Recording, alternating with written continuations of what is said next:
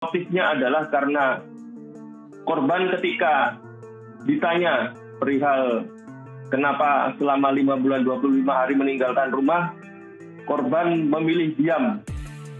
Jadi tidak menjawab tuduhan-tuduhan yang disampaikan oleh pelaku, sehingga pelaku merasa kesal, kemudian naik pitam dan melakukan tindak kekerasan tersebut.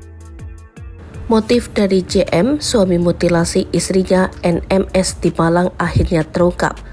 JM rupanya sudah menyimpan dendam kepada korban karena sudah pergi selama 5 bulan dengan membawa uang pensiunannya.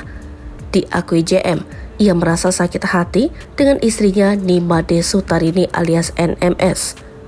Ia tak terima karena istrinya tak pulang ke rumah sejak 5 bulan lalu.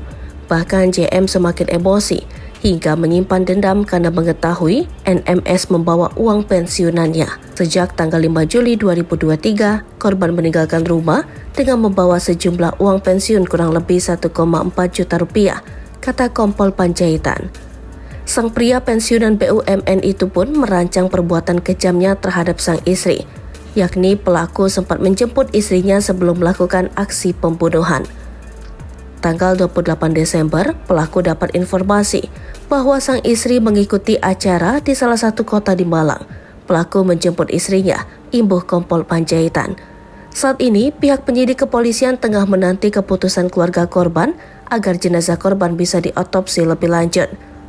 Sebetulnya kasus ini sudah terang.